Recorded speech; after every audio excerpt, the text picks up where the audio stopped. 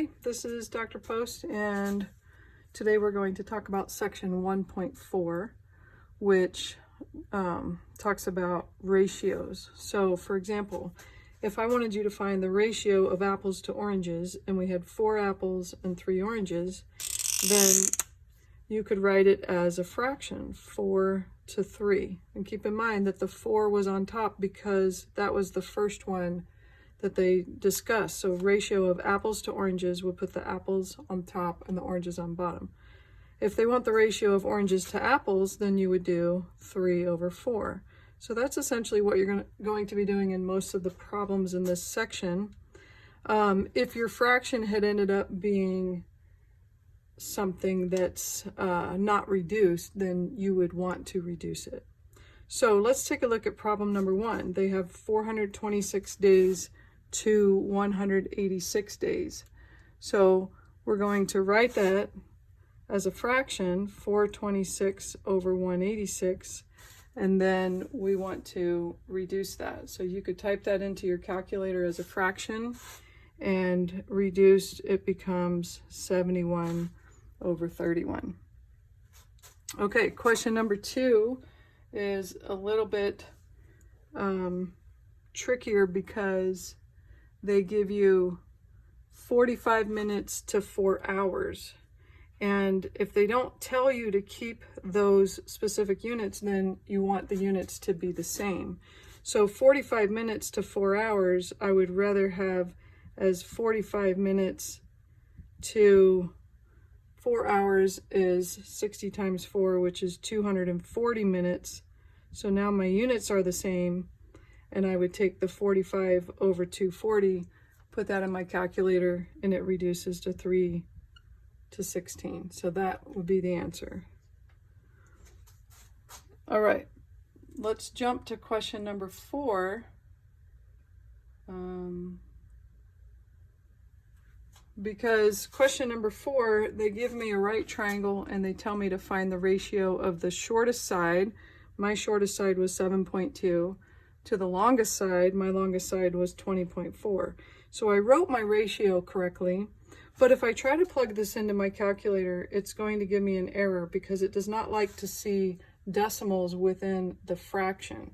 Some calculators do, and if yours does, that's great.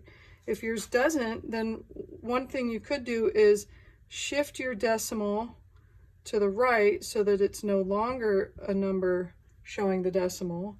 And however many you shift to the right on the top, you have to do the same on the bottom. So this would be the equivalent of 72 over 204, just by moving the decimal one place to the right on the top and bottom. If you plug that in as a fraction, your calculator should simplify it to 6 over 17. All right, so I'm going to skip ahead to question 11. Most of the other questions between 4 and 11, I think you can figure out. Feel free to use the help tool that says, see an example. And if you have questions still, then by all means, send me an email and let me know, okay? So question 11 I wanted to point out because they give you 4 different cost per unit. So they say you could buy 12 ounces for $1.36. So what they want you to do is find the cost per unit. The word per means divided by, so that's going to be the bar, okay, divided by, or the fraction bar. So cost is the price, $1.36. Per is that fraction bar. Unit, I have 12 ounces. So if I want to find the cost per unit, which in this case would be the price per ounces, I do not need to change the units to be the same because they're asking for your answer as a price per unit. They're including both of those 2 different units, price per ounce or whatever. So the setup is this, $1.36 over 12.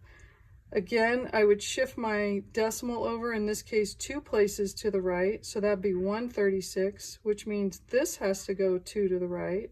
So that would be 1200. And this is what I would type into my calculator to get whatever my answer was. So what you're going to do on this question is do this for all 4 parts and then tell them which one is the best buy or which one is the cheapest. Okay, and then finally I want to get to question 13, because questions 13 and 14 are slightly different, and I'm going to show you how to solve this setting it up like an equation, because you will be using this technique in other areas of the course, and it's a good time to just start practicing. So it says, assuming equal rates, 22 miles in 4 hours implies how many miles in 9 hours? So I could take this 22 miles in 4 hours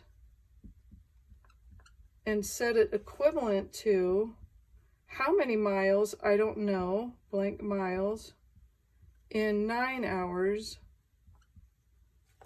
and I could figure out what my answer is, okay? So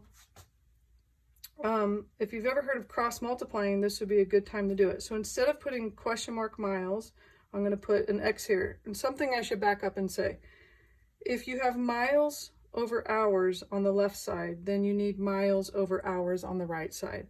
It would not have been correct to say 22 miles over 4 hours is 9 hours over how many miles. You need to keep the order the same. So I'm going to change this miles to an X because that's what I'm trying to figure out. And I no longer need to have my labels here, so I can just kind of clean these up. So basically, I've created an equation that looks like this. 22 over 4 equals X over 9. If I cross multiply, that means I'm multiplying the diagonals. So 22 times 9, which I don't have my calculator, is 198. And then 4 times X is 4X. And most of you at this point have at least solved a simple equation like this. If you haven't, then what you want to do is identify what's next to your X, which is a 4. Identify that because it's right next to it, it's being multiplied. Do the opposite, which is divide, and do that on both sides. So that 4 cancels, and I get X equals, I'm going to write over here since I think I'm below the screen. 198 divided by 4, which is 49.5, and that would be the answer. So what I did was this cross multiplication technique. I set up 22 miles in 4 hours equal to blank miles in 9 hours. I cross multiplied. 9 times 22 is 198, 4 times X is 4X, and then I solved the equation by dividing by 4. There are other techniques to doing this. If you have a different technique that's easier, go for it. You don't have to do it this way, but I thought I would introduce it. You can use the same technique on question 14. All right, I'll see you next time.